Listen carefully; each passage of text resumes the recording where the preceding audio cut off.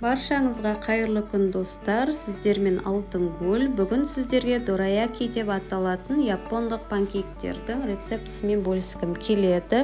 Таңғы асқа өте керемет идея, міндетті түрде видеоны соңына дейін қараңыздар.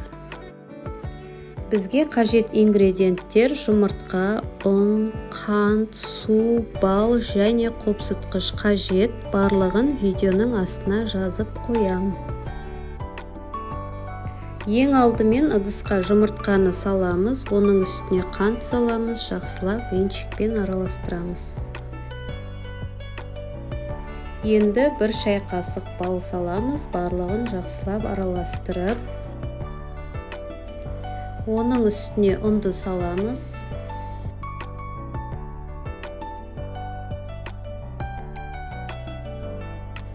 Ең соңында қопсытқыш саламыз, тағы да жақсылап араластырамыз.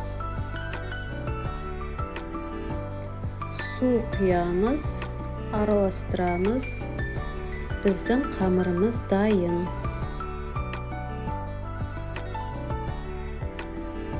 Дайын болған қамырдың бетін жауып қоюымыз қажет. Шамамен 10 минуттай тұрады. 10 минуттан соң бұл қамыр сондай жұмсақ, өте нәзік қамырға айналады. Енді табаны қыздырамыз, ешқандай май жақпаймыз. Құрғақ табаға бір ас қасықтай осы қамырды саламыз, асты қызарғанша пісіреміз.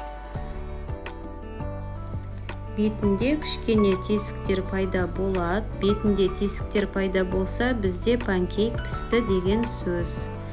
Қызарған соң осылай аударамыз. Міндетті түрде құрғақ табаға жай утта пісіріңіздер. Достар, мен пісірген рецепт 1-2 порцияға арналған. Егер сізге мұндай дораякиді көптеп пісіру керек болса, жай ғана ингредиенттің барлығын 2-ге көбейтсеңіз болады. Бұл рецепттен тек 3 дораяки шығады. Қараңыздар, бізде осындай 6 панкейк шықты. Енді осылай екеуін біріктіріп, біз дораяки жасаймыз. Және де ортасына шоколадты паста жағамыз. Мен жай ғана нутелла жақтым. Нутелламен өте дәмді.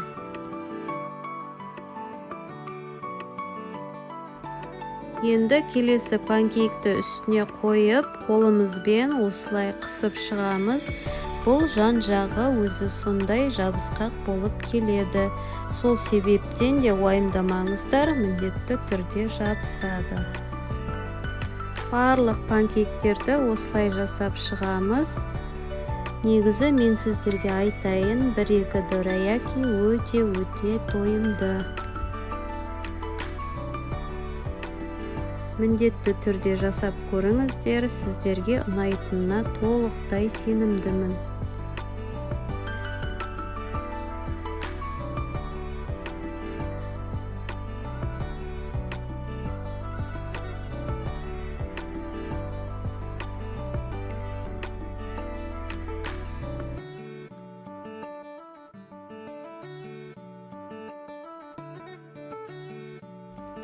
Енді ортасын кесіп көрейік, өте жұмсақ болып кесіледі.